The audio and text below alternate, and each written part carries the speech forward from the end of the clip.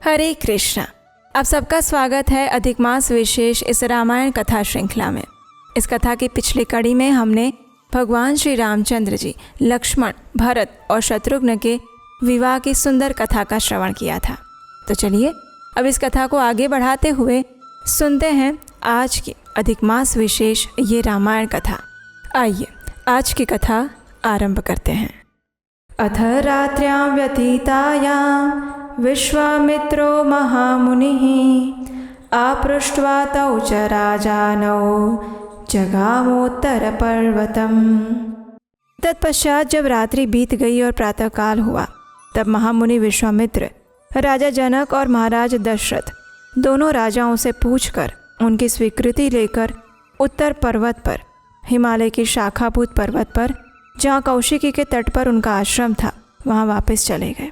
विश्वामित्र जी के चले जाने पर महाराज दशरथ भी विदेहराज मिथिला नरेश से अनुमति लेकर शीघ्र ही अपनी पूरी अयोध्या को जाने के लिए तैयार हो गए। उस समय विदेहराज जनक ने अपनी कन्याओं के निमित्त दहेज में बहुत अधिक धन दिया।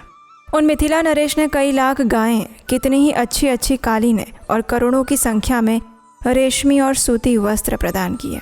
भांति भांति के गहनों और आभूषणों से सजे हुए बहुत से दिव्य हाथी, घोड़े, रथ और पैदल सैनिक भेंट किए।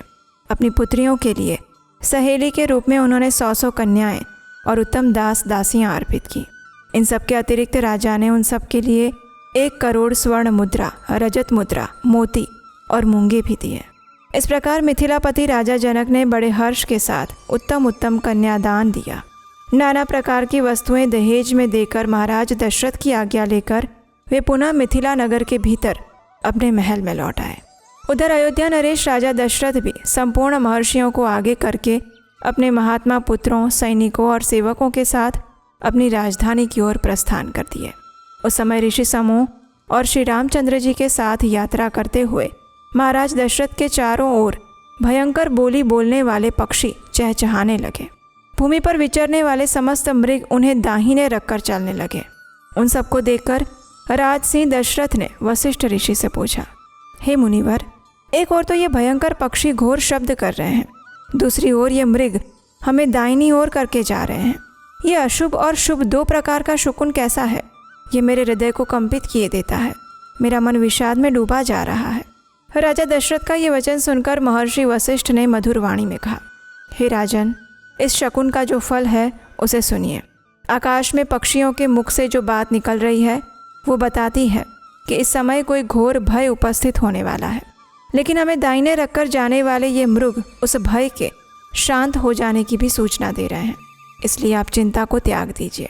इन लोगों में इस प्रकार बातें हो रही थी कि उसी समय बड़े जोरों की आंधी उठी। वो सारी पृथ्वी को कंपाती हुई बड़े बड़े वृक्षों को धराशायी करने लगी। सूर्य अंधकार से आच्छन्न हो गए। किसी को दिशाओं का भान न रहा। धूल से ढक जाने के कारण वो सारी सेना मूर्छित सी हो गई। उस समय केवल वशिष्ठ मुनि, अन्य ऋषियों और पुत्रों सहित राजा दशरथ को ही चेतना रह गई थी। शेष सभी लोग अचेत हो गए थे। उस घोर अंधकार में राजा की वो सेना धूल से आच्छादित हो गई थी। उस समय राजा दशरथ ने देखा, क्षत्रिय राजाओं का मान मर्दन करने वाले भृगुकुल नंदन जमदग्नि कुमार परशुराम सामने से आ रहे थे। वे बड़े भयानक दिखाई देते थे। उन्होंने मस्तक पर बड़ी बड़ी जटाएं धारण कर रखी थी। वे कैलाश के समान दुर्जय और कालाग्नि के समान दुस्सह्य प्रतीत हो रहे थे। वे कंधे पर फरसा रखे और हाथ में विद्युत गणों के समान दीप्तिमान धनुष और भयंकर बाण लिए हुए त्रिपुर विनाशक भगवान शिव के जैसे दिखाई दे रहे थे। प्रज्वलित अग्नि के समान भयानक से प्रतीत होने वाले परशुराम को उपस्थित देखकर जप और होम में तत्पर रहने वाले वशिष्ठ आदि सभी ब्रह्मर्षि एकत्रित होकर परस्पर इस प्रकार बातें करने लगे, क्या अपने पिता के वध से अमर्ष के वशीभूत हो ये क्षत्रियों का संहार नहीं कर डालेंगे? पूर्व काल में क्षत्रियों का वध करके इन्होंने अपना क्रोध उतार लिया है। अब इनकी बदला लेने की चिंता दूर हो चुकी है। इसलिए फिर क्षत्रियों का संहार करना इनके लिए अभिष्ट नहीं है, ये निश्चय पूर्वक कहा जा सकता है। ऐसा कहकर ऋषियों ने भयंकर दिखाई देने वाले भृगुनंदन परशुराम को अर्घ्य लेकर दिया और राम राम कहकर उनसे मधुर वाणी में बातचीत की। ऋषियों की दी हुई उस पूजा को स्वीकार करके प्रतापी जमदग्नि पुत्र परशुराम ने दशरथ नंदन श्री राम से कहा, हे वीर दशरथ नंदन श्री राम, सुना जाता है कि तुम्हारा पराक्रम बड़ा अद्भुत है। तुम्हारे द्वारा शिव धनुष के तोड़े जाने का सारा समाचार भी मेरे कानों में पड़ चुका है।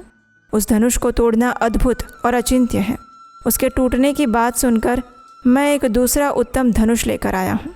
यह है वो जमदग्नि कुमार परशुराम का भयंकर और विशाल धनुष। तुम ज़रा इसे खींचकर इसके ऊपर बाण चढ़ाकर तो दिखाओ, मुझे ज़रा अपना बल तो दिखाओ। इस धनुष के चढ़ाने में भी तुम्हारा बल कैसा है, ये देखकर मैं तुम्हें ऐसा द्वंद्व युद्ध प्रदान करूँगा जो तुम्हारे पराक्रम के लिए स्पृहणीय होगा। परशुराम जी का ये वचन सुनकर उस समय राजा दशरथ के मुख पर विषाद छा गया। वे दीन भाव से हाथ जोड़कर कहने लगे, हे ब्राह्मण, आप तो स्वाध्याय और व्रत से शोभा पाने वाले भृगुवंशी ब्राह्मणों के कुल में उत्पन्न हुए हैं और स्वयं भी महान तपस्वी और ब्रह्मज्ञानी हैं। क्षत्रियों पर अपना रोष प्रकट करके अब शांत हो चुके हैं। इसलिए मेरे बालक पुत्रों को आप अभय दान देने की कृपा करें, क्योंकि आपने इंद्र के समीप प्रतिज्ञा करके शस्त्र का परित्याग कर दिया है। इस तरह अब धर्म में तत्पर होकर कश्यप जी को पृथ्वी का दान करके वन में आकर महेंद्र पर्वत पर आश्रम बनाकर रहते हैं। हे महामुने, इस प्रकार शस्त्र त्याग की प्रतिज्ञा करके भी आप मेरा सर्वनाश करने के लिए कैसे आ गए? अगर आप मुझे ये कहेंगे कि मेरा रोष तो केवल राम के ऊपर है, तो एकमात्र राम के मारे जाने पर ही हम सब लोग अपने जीवन का त्याग कर देंगे।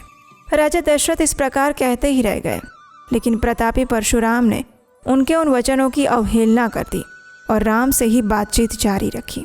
उन्होंने कहा, रघुनंदन, ये दो धनुष सबसे श्रेष्ठ और दिव्य थे। सारा संसार इन्हें सम्मान की दृष्टि से देखता था। साक्षात विश्वकर्मा ने इन्हें बनाया था। ये बड़े प्रबल और दृढ़ थे। हे नरश्रेष्ठ, इनमें से एक को देवताओं ने त्रिपुरासुर से युद्ध करने के लिए भगवान शंकर को दे दिया था, जिससे त्रिपुर का नाश हुआ था। वो वही धनुष था जिसे तुमने तोड़ डाला है। और दूसरा दुर्धर्ष धनुष ये है जो मेरे हाथ में है। इसे श्रेष्ठ देवताओं ने भगवान विष्णु को दिया था। हे श्री राम, शत्रु नगरी पर विजय पाने वाला वही ये वैष्णव धनुष है। ये भी शिवजी के धनुष के समान ही प्रबल है।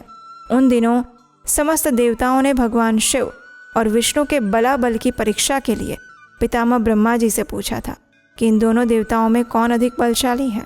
देवताओं के इस अभिप्राय को जानकर सत्यवादियों में श्रेष्ठ पितामह ब्रह्मा जी ने उन दोनों देवताओं भगवान शिव और भगवान विष्णु में विरोध उत्पन्न कर दिया।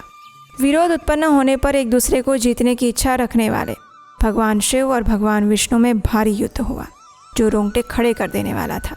उस समय भगवान विष्णु ने हुंकार मात्र से भगवान शिव के बलशाली धनुष को शिथिल और त्रिनेत्रधारी शिव को स्तंभित कर दिया था। और तब ऋषि समूहों चारणों सहित देवताओं ने आकर उन दोनों श्रेष्ठ देवताओं से शांति के लिए याचना की और फिर वे दोनों शांत हो गए थे। भगवान विष्णु के पराक्रम से शिवजी के उस धनुष को शिथिल हुआ देखकर ऋषियों सहित देवताओं ने भगवान विष्णु को श्रेष्ठ माना था। उसके बाद कुपित हुए महायशस्वी रुद्र ने बाण सहित अपना धनुष विदेह देश के राजर्षि देवरात के हाथ में दे दिया। हे श्री राम, शत्रु नगरी पर विजय पाने वाले इस वैष्णव धनुष को भगवान विष्णु ने भृगुवंशी रुचिक मुनि को उत्तम धरोहर के रूप में दिया था। फिर महातेजस्वी रुचिक ने प्रतिकार शोध की भावना से रहित अपने पुत्र एवं मेरे पिता महात्मा जमदग्नि के अधिकार में ये दिव्य धनुष दिया था। तपोबल से संपन्न मेरे पिता जमदग्नि अस्त्र शस्त्रों का त्याग करके जब ध्यानस्थ होकर बैठे थे, उस समय प्राकृत बुद्धि का आश्रय लेने वाले कृतवीर्य कुमार अर्जुन ने उनको मार डाला। पिता के इस अत्यंत भयंकर वध का, जो उनके योग्य नहीं था, वो समाचार सुनकर मैंने रोषपूर्वक बारंबार उत्पन्न हुए क्षत्रियों का अनेक बार संहार किया। फिर सारी पृथ्वी पर अधिकार करके मैंने एक यज्ञ किया और उस यज्ञ के समाप्त होने पर पुण्यकर्मा महात्मा कश्यप को दक्षिणा रूप में ये सारी पृथ्वी दे दी। पृथ्वी का दान करके मैं महेंद्र पर्वत पर रहने लगा और वहाँ तपस्या करके तपोबल से संपन्न हुआ। वहाँ से शिवजी के धनुष के तोड़े जाने का समाचार सुनकर मैं शीघ्रतापूर्वक यहाँ पर आया हूँ। हे श्री राम, इस प्रकार ये महान वैष्णव धनुष मेरे पिता और पितामहों के अधिकार में रहता चला आया है। अब तुम क्षत्रिय धर्म को सामने रखकर इस उत्तम धनुष को हाथ में लो और इस श्रेष्ठ धनुष पर एक ऐसा बाण चढ़ाओ जो शत्रु नगरी पर विजय पाने में समर्थ हो। अगर तुम ऐसा कर सके तो मैं तुम्हें द्वंद्व युद्ध का अवसर दूंगा। इस प्रकार भगवान श्री राम से कहकर परशुराम जी शांत हो गए और उसके बाद आरंभ होती है भगवान श्री राम की एक और धनुष परीक्षा। और उसके विषय में हम सुनेंगे हमारी इसी अधिक मास विशेष रामायण कथा श्रृंखला की अगली कड़ी में, कल इसी समय आपके अपने चैनल उपदेशाष्टकम पर। हरे कृष्ण।